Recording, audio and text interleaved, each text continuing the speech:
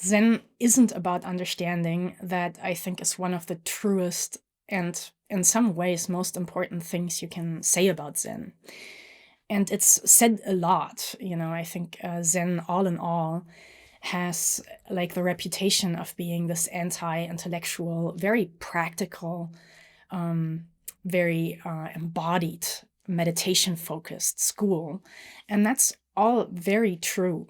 And it's like the characteristic, I think, of the Zen school. It's not about understanding.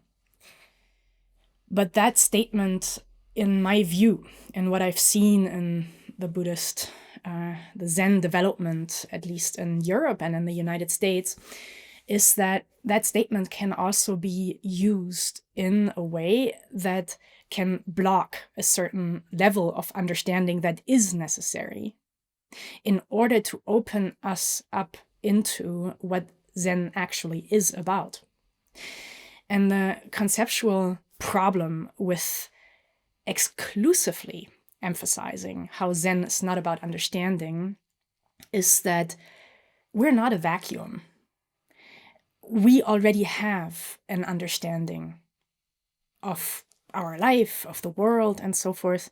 And that understanding functions in us all the time. We are not, even if we try to not think in meditation, we are totally not free from concepts. That is just, I think, an actual misunderstanding. When we're sitting or walking or standing or whatever we do, we're living in the midst of our concepts. We're living in the midst of our views that we're holding, and many of them underneath the surface of consciousness. They are functioning unconsciously, implicitly, but they are functioning as us all the time. We're living our views, essentially. We're walking manifestations of our views.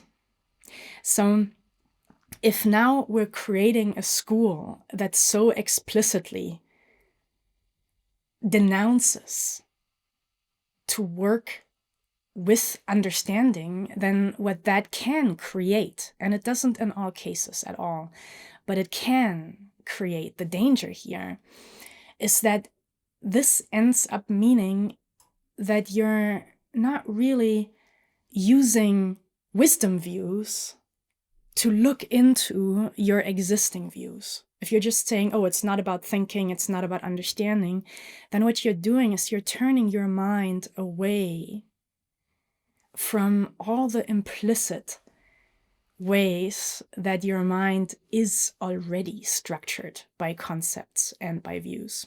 So even though it is completely true that Zen is not about understanding, and it certainly doesn't end with understanding, it is still important to use understanding in the sense of wisdom views to learn how to turn our mind towards the mind. To actually, the way practically that would work is that you learn primarily in meditation how to, first of all, pull out the capacity of mind to observe itself.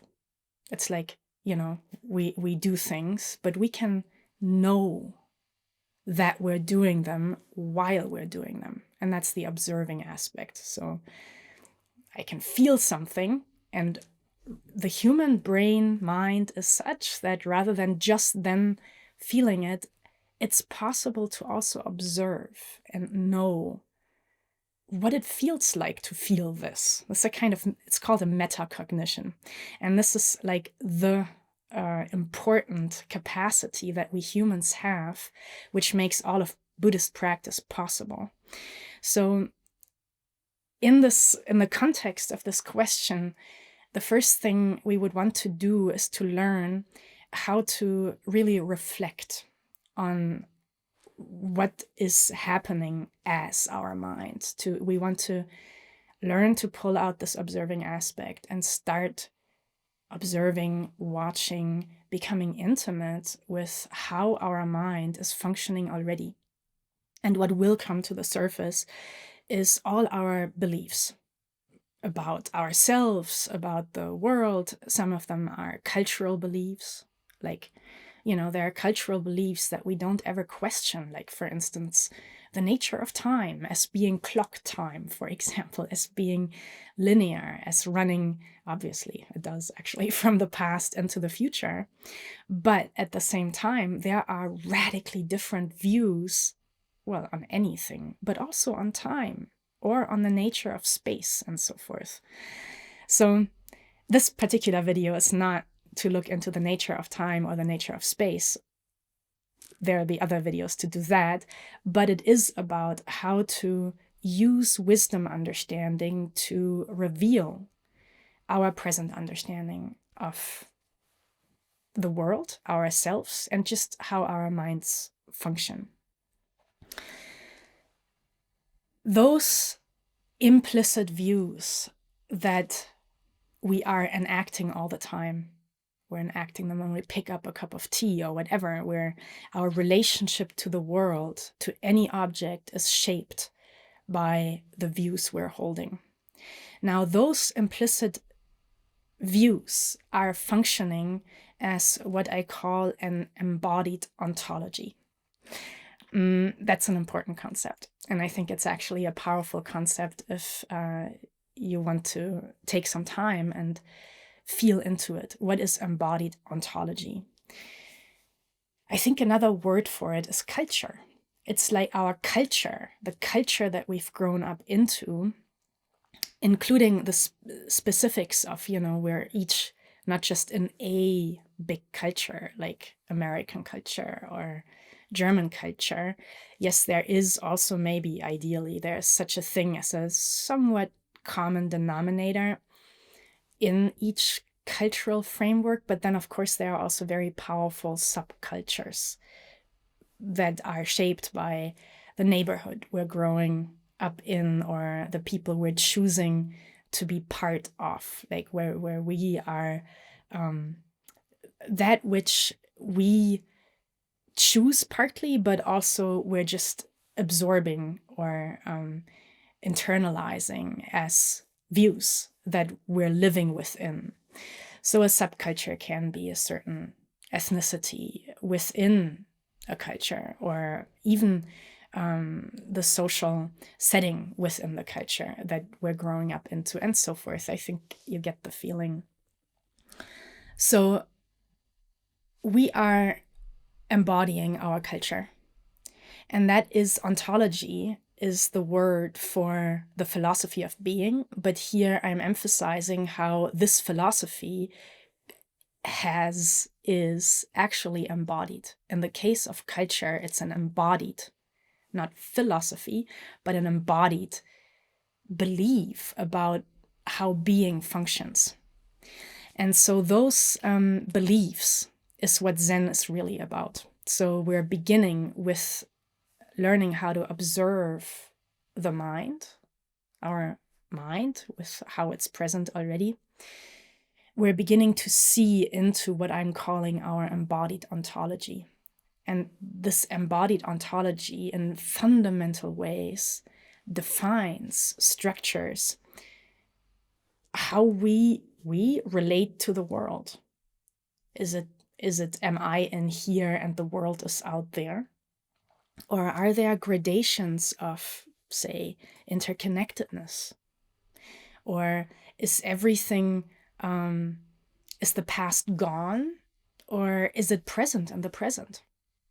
Questions like that make a huge difference in how we're relating to very specific, particular situations. So while our embodied ontology will show in all situations, it is when it shows also very particular how it shows in a specific situation. So what we do is we want to look into the particularities and then replace the embodied ontology that is maybe based on personal beliefs that can cause suffering, comparative views of oneself, but also cultural beliefs that just aren't in accord with how things actually exist. And again, the Buddhist teachings, where it all keeps boiling down to, is that our fundamental views from a wisdom point of view should be rooted in the truth of change. Everything is changing. And in the truth of interdependence. Everything is interacting, interdependent. So Zen, in a way, is not about just understanding that, but it's about seeing how we can first reveal the views that and the understandings that are not in accord with the embodied ontology of awakening, which is rooted in change and interdependence.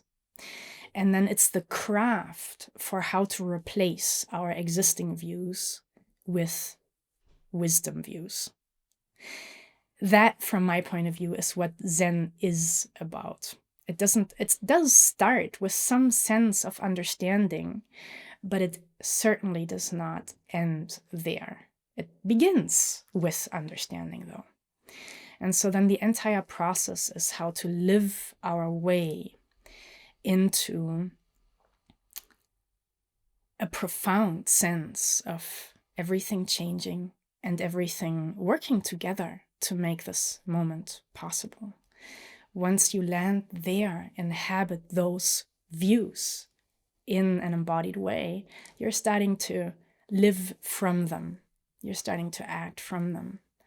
And that's when you've changed the culture, your inner culture, the culture that through which you're participating in the world, from whatever your birth culture is into a shared culture that we can maybe call a culture of awakening.